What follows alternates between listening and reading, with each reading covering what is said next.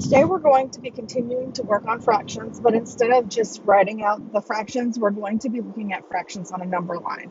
You guys are super familiar with this because of spiral math and because of our accoletics. So let's look at A. It says here halves.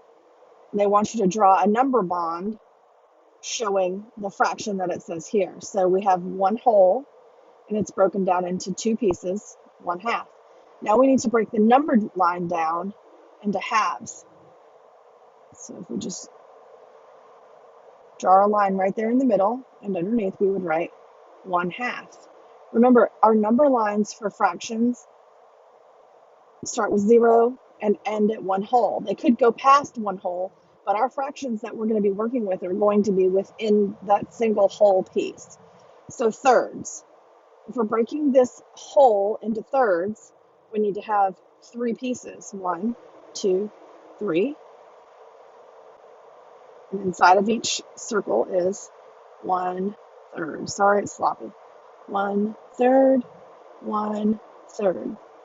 When you're going to a number line, though, and you're wanting to break it into thirds, you're not going to draw 3 lines. You're going to draw one less line than the number of fractions you're breaking it into. So for thirds, you're going to need to draw 2 lines. 1, 2. But you still have 1, 2, 3 spaces, so you've broken it into thirds. And then I want you to label your lines that you drew on the number line. This would be 1/3, and this would be 2/3. And then, of course, one whole is 3/3. So for the next one, we're breaking it into fourths. So we need to have 4 pieces in our number bond.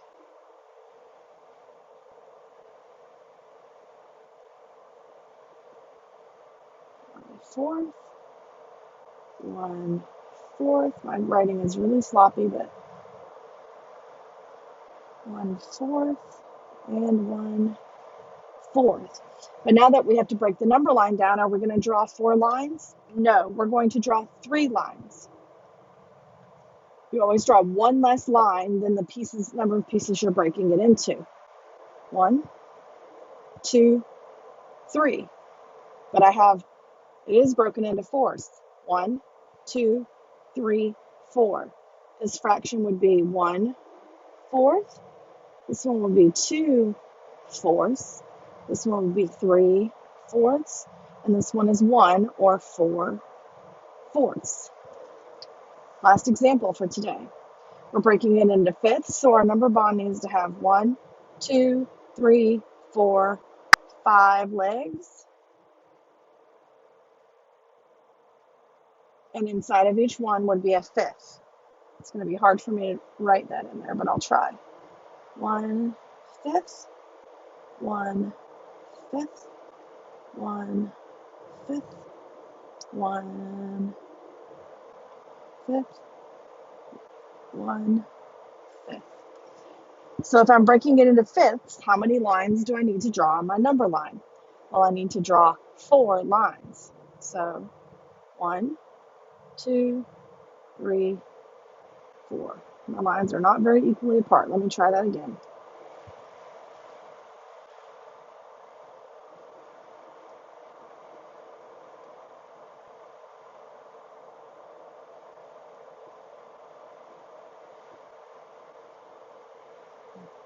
Okay.